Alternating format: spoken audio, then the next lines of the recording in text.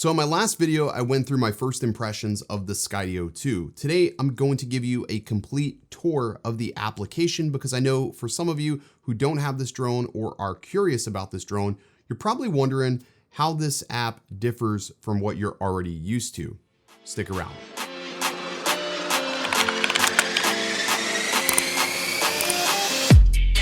Guys, what's up? Welcome back. Today, we are doing a complete tour of the Skydio 2 drone application. I'm going to show you a complete walkthrough of it, how it works, what you can expect when you get your new drone. So like I said, we still do not have the RC controller. So for today's example, we are just going to be using the beacon and my cell phone.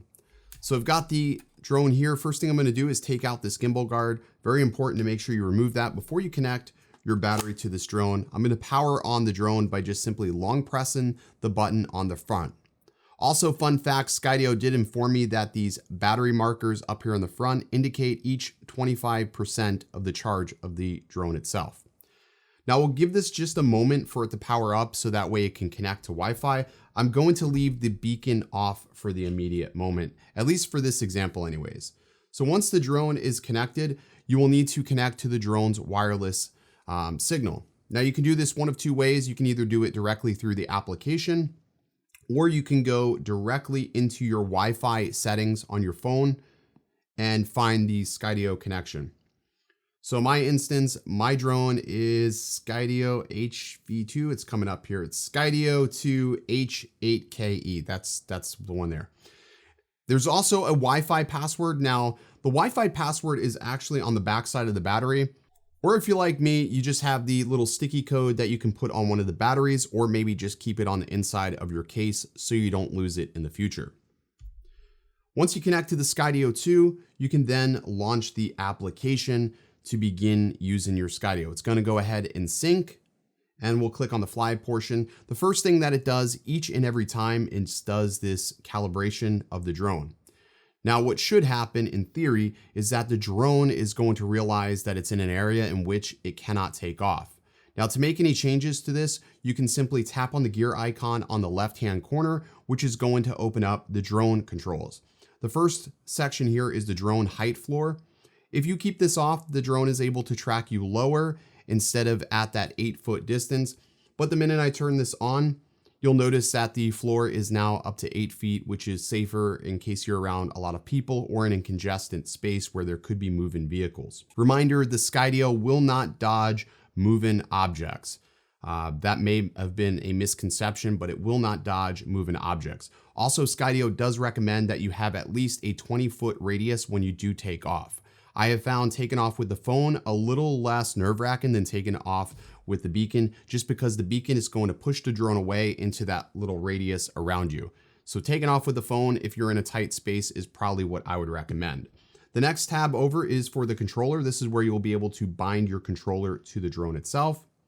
You also have a tab over which controls the phone, where you can choose the different default control settings on the drone. So you have default, steering, and then joystick. I set mine to joystick because that to me was the most comfortable and familiar setting.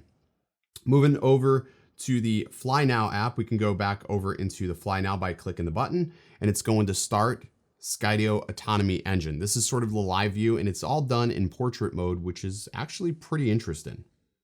Now, Skydio has detected that we are obviously in the studio, we're in a confined space, and it cannot take off. You'll notice that there is no option to take off on here, but we're not really too concerned with that. I'm going to go ahead and show you a couple of different things here in the camera. So if we click over into the camera tab, you'll notice that we can choose our resolution size by clicking the resolution. So we can go from 4K to HD. In HD, you do get a couple of different options, 3 options, 30 frames per second, 60 frames per second, and 120 frames per second. In 4K video, you get more options. You get 24 frames per second, 30 frames per second, 48, and 60. There is also an option to toggle on HDR and keep it off. Now, if you toggle on HDR, you'll notice that you no longer have manual control over the shutter or ISO, sort of like a GoPro. If you turn the HDR off, you do have options to click off auto on all these, and you can control your ISO, your white balance, your shutter speed, all manually like you would on any other drone. I'm going to keep HDR on just simply because it's been working really well. And I think the image looks great for what it is at the moment. You can also toggle on whether or not you want the drone to start recording on takeoff. So if I click the little A button, it will switch over to M, which is for manual, but I'm going to leave it on A just because I don't want to forget to actually start recording when it does take off. You can also change the video codec from HEVC to just your standard AVC, which is H.264.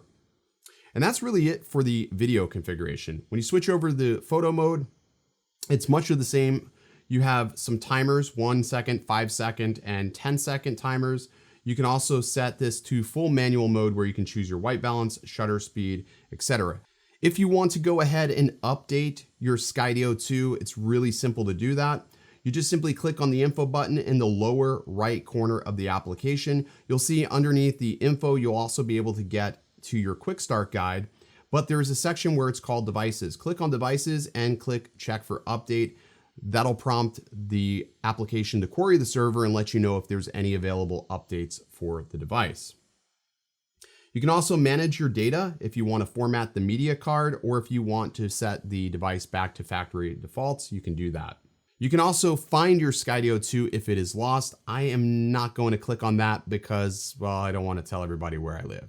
You also can see how long the drone is going to take to charge, along with the percentage remaining, which is 94%. Beneath that, you do have a couple of different settings available here, which is camera dragging. I have mine set to inverted, or you can set it to natural. That's just how you're going to drag the gimbal and the overall movement of the drone.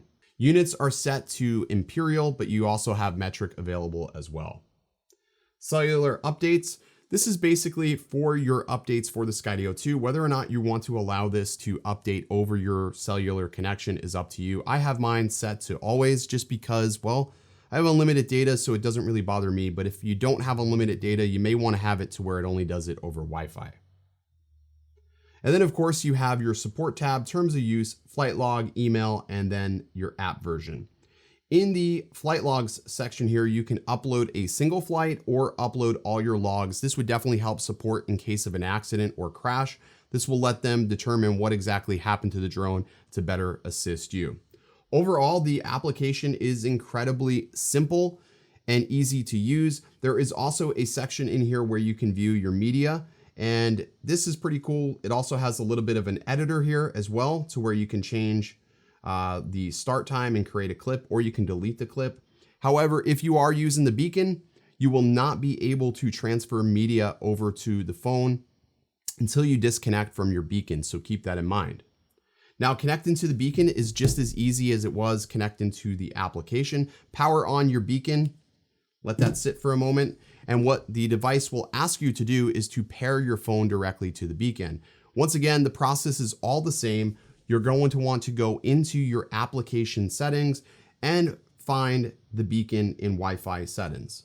Underneath my Wi-Fi settings, I'll notice that there is my beacon 6A67. I'm just going to tap that. Now I already have my Wi-Fi password programmed to this, but if you didn't, there is a Wi-Fi password on the back of your beacon that will allow you to connect to it pretty seamlessly. Now that that's connected, we can go back to the application and view what the drone sees. And once again, every time you make a change like this, the drone is going to calibrate. It does take a little bit of time for this to happen, but it's usually relatively pretty quickly. So now it says ready to fly, and you still can't take off just yet. It's going to start the autonomous flight engine, and it's probably going to detect that it is in a confined space and not allow me to take off. So again, it determined that the launch space is unsafe. It's a confined area, so we don't have to actually worry about taking off or doing anything like that. Guys, I hope you enjoyed this brief walkthrough of the application. If you have any other questions or there's something you want to see from the Skydio 2, let me know in the comments section below. I love to accommodate any and all requests. I hope to have more videos out on this. I have taken off the next couple of days to film with this specifically. I am going to put the drone in more taxing situations so we can really see what it's capable of doing. Keep in mind, I do not have the RC controller, so as far as range tests and things like that, really can't do those just yet until we get that controller in hand. Hope to have that pretty soon. They are shipping late December, but as always, stay original.